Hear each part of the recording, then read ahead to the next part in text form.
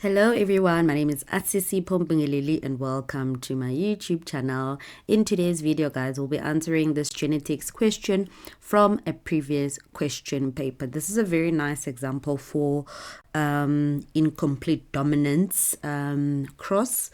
So yeah, let us look at it. The diagram below shows the inheritance of flower color.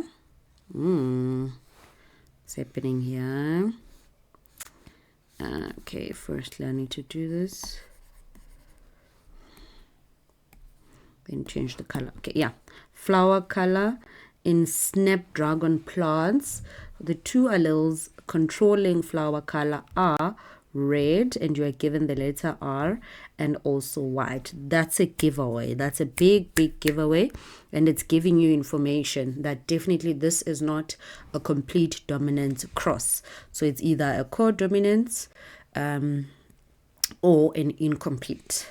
Okay, so the first question is asking you to state the type of dominance that is shown in the that is shown by the plant. So what you are given here is you are told, basically using these images, that you are given a red flower and a white flower. They were crossed together and the offsprings were pink flowers. That's a giveaway, right? So this is obviously incomplete dominance. Incomplete dominance. Okay, the tick will be at incomplete. They're obviously going to ask you to give a reason for 2 marks. Why are you saying the type of dominance shown above is incomplete dominance? So what we're seeing here is a flower color that is an intermediate phenotype of red and white. That is the reason. It's basically a blend. So the red color blends with the white color in order to give us the pink color. So the reason, we can say the pink flower, the pink flower color is an intermediate phenotype. Basically a blend, or you can say a blend of red and white, indicating that neither of the alleles is dominant. So red is not dominant over white, and white is not dominant over red, hence the blend to get the pink color.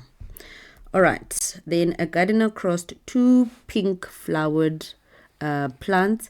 Use a genetic cross to show the ratio of the expected phenotypes in the offsprings. So the two plants that are involved here, it's actually these pink flower plants. Now we are going to use that as our phenotype, and our genotype will be RW. Okay, where am I getting RW?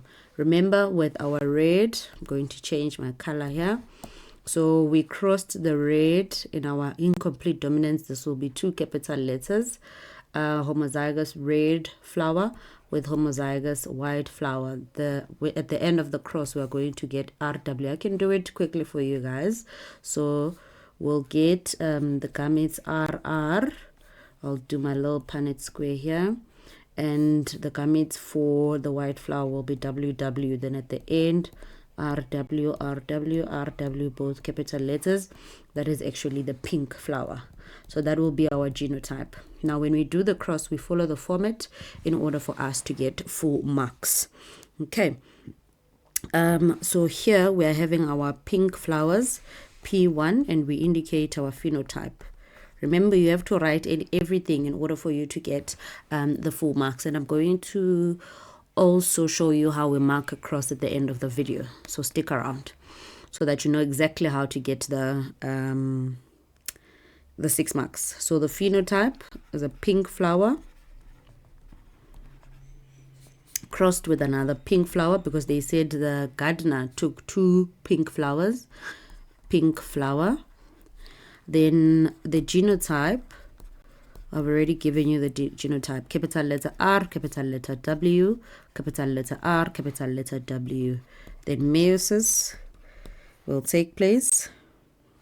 Meiosis takes place in order for us to get our gametes RW, RW. Then these are our gametes.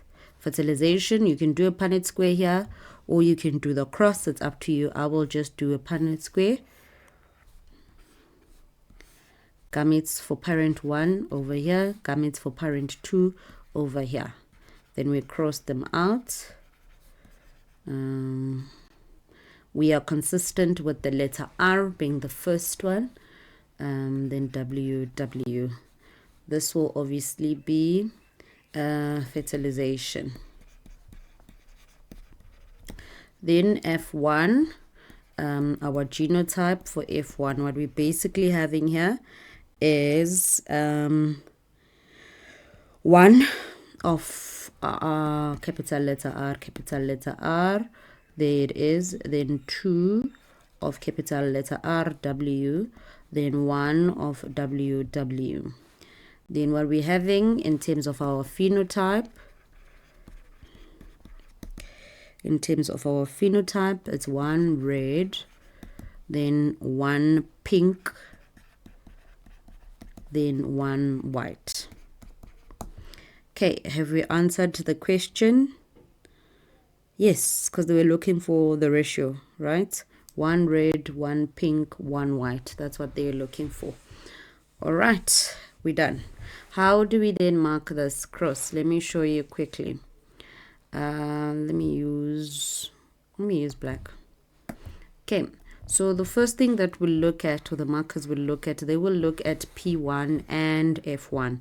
Make sure that your P1 is in line with phenotype and genotype. And F1 is here at the end in line with the phenotype and genotype of the offspring, then you get a mark for that. Another mark is for writing meiosis, gametes, and also fertilization in line with exactly what is happening. So meiosis will have to be in line with these lines showing us that meiosis takes place after you've written the genotype of the parents. Then in line, the word gametes is in line with the gamete letters, and fertilization is in line with fertilization. Then you actually get a mark for just writing that. Even if your gametes are incorrect, or your letters for fertilization or your crossing out for fertilization is incorrect, as long as it's in line with what you're doing, then you'll get a mark for that. Then other marks will then be distributed. I think because they asked for the ratio, this will be a compulsory mark, because you've answered their question in terms of the phenotypic ratio. So this will be the compulsory mark. Then any other 5, 1 compulsory and any other 5 marks. So any other 5 marks could be the 2 that I've mentioned already: the phenotype, correct genotype, correct gametes, correct fertilization, correct genotype for the offsprings. If you have any questions, guys, please just indicate them in the comment section, and I will gladly respond to them.